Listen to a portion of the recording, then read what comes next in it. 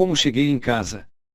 Por meu lado, não me lembro de nada da minha fuga, com exceção da violência com que topava com os galhos das árvores e do fato de cambalear enquanto atravessava o urzal. Tudo em meu redor sugeria e aumentava o terror invisível dos marcianos. A impiedosa espada de calor parecia voltear de um lado para o outro, floreando por cima da minha cabeça antes de descer e me aniquilar. Entrei na estrada num ponto situado entre a encruzilhada e Orcel, e corri em direção à encruzilhada. Por fim, não pude continuar, estava exausto devido ao esforço e à intensidade das minhas emoções na fuga, cambaleei e caí à beira da estrada.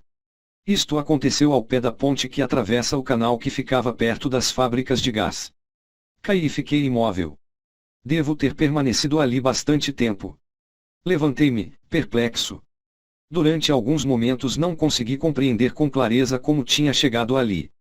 Despira-me do meu terror como de uma peça de roupa. O chapéu desaparecera e o colarinho desprendera-se do botão.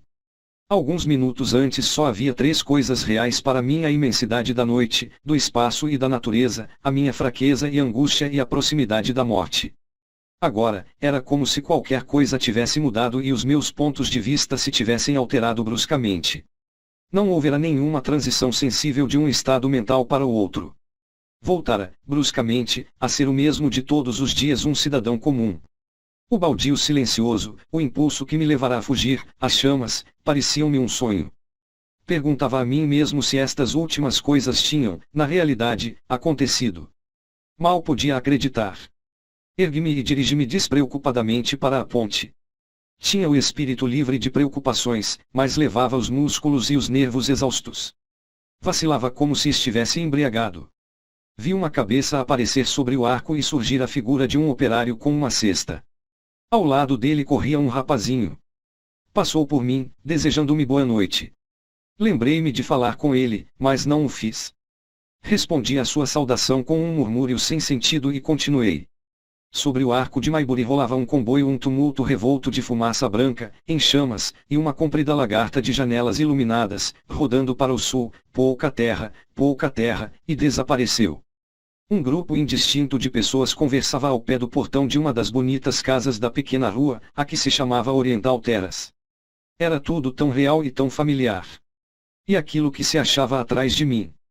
Algo demasiado fantástico. Coisas dessas, dizia a mim mesmo, não podiam existir. É provável que eu seja um homem de caráter excepcional. Não sei até que ponto a minha experiência é vulgar. Às vezes, sofro de uma estranha sensação de afastamento de mim mesmo e do mundo que me cerca. Parece-me que observo tudo de fora, de algum local tremendamente afastado, longe do tempo e do espaço, onde estão ausentes a tensão e a tragédia que rodeiam todas as coisas. Esta sensação mostrava-se muito pronunciada nessa noite, era outra faceta do sonho em que me achava mergulhado. Mas o problema residia na completa incongruência desta serenidade e na morte rápida, além, a menos de 3 quilômetros. Ouvia-se o ruído produzido pelas fábricas de gás e as lâmpadas elétricas estavam acesas. Detive-me perto do grupo de pessoas. Quais são as notícias do baldio? Perguntei. Encontravam-se 2 homens e uma mulher junto do portão. Hein? Exclamou um dos homens, voltando-se. Quais são as notícias do baldio? Repeti. Mas o senhor não esteve lá? Perguntaram os homens. As pessoas que se encontram no baldio parecem doidas varridas, disse a mulher, do outro lado do portão. Que é que se passa? Não ouviu dizer nada acerca dos homens que vieram de Marte? Perguntei. As criaturas vindas de Marte. Ouviu bastante, respondeu a mulher, por cima do portão. Obrigada. E começaram a rir. Senti-me ridículo e zangado. Tentei contar-lhes o que vira, mas descobri que isso era impossível. Riram-se de novo enquanto eu pronunciava frases entrecortadas. Ainda hão de ouvir mais, disse, e continuei o meu caminho. Para casa. A minha mulher sobressaltou-se quando a encontrei no limiar da porta, tão desfigurado estava. Penetrei na sala de jantar, sentei-me, bebi algum vinho e, mal readquiri o equilíbrio, contei-lhe o que vira. O jantar, que estava frio, já fora servido, ficando esquecido na mesa enquanto contava a minha história. Há um fato importante, disse eu, para suavizar os receios que provocara. Eles são as coisas mais vagarosas que alguma vez vi. Podem ficar no fosso e matar as pessoas que se aproximarem, mas não podem sair dele. Mas são tão horríveis. Não pensas mais nisso, querido. Disse minha mulher, franzindo as sobrancelhas e pousando uma das mãos sobre a minha. Pobre Olgalvi! Exclamei. Pensar que pode estar ali morto. Por fim, a minha mulher acabou por acreditar no que eu lhe contava. Quando vi o seu rosto empalidecer mortalmente, calei-me de súbito.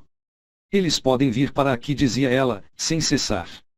Obriguei-a a beber vinho e tentei aninhá-la.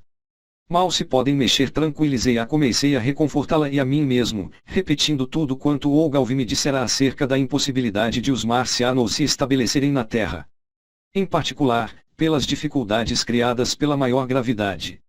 Na superfície da Terra, a força da gravidade é 3 vezes superior à força correspondente na superfície de Marte. Um marciano, portanto, pesaria 3 vezes mais na Terra, embora a sua força muscular fosse a mesma.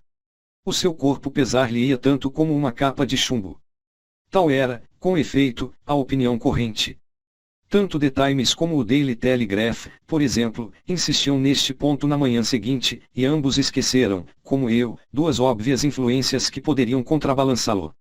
A atmosfera da Terra, como já sabemos, contém muito mais oxigênio ou muito menos argônio, conforme o ponto de vista pelo qual se encare a questão, do que a atmosfera de Marte. As influências revigorantes deste excesso de oxigênio nos marcianos contribuem, inegavelmente, para compensar o aumento de peso dos seus corpos.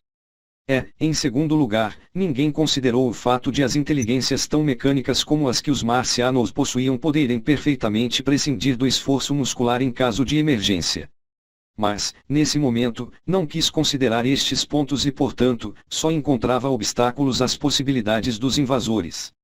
Com o vinho e a comida que ingerira, com a tranquilidade que sentia por estar sentado à minha mesa, a necessidade que tinha de serenar a minha mulher, ganhei coragem e segurança. Eles fizeram uma asneira, disse eu, palpando o copo de vinho.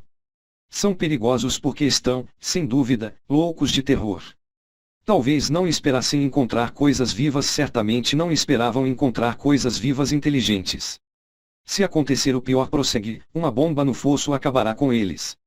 A intensa excitação provocada pelos acontecimentos deixara, certamente, os meus poderes de percepção num estado mais elevado. Lembro-me, ainda hoje, daquela mesa de jantar com uma clareza extraordinária.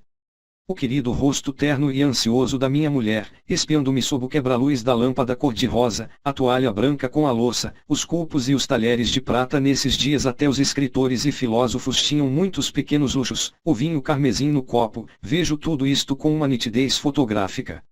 Sentei-me, por fim, fumando um cigarro, lamentando a imprudência de Olgalvi e ridicularizando o estúpido medo que as pessoas tinham dos marcianos. Deve ter sido da mesma maneira que algum respeitável dronte, na ilha Maurícia, encarou e discutiu a chegada daquela nave de marinheiros implacáveis à procura de comida animal. Acabamos com eles amanhã, meu caro. Não o sabia, mas aquele era o último jantar decente que devia comer durante muitos dias estranhos e terríveis.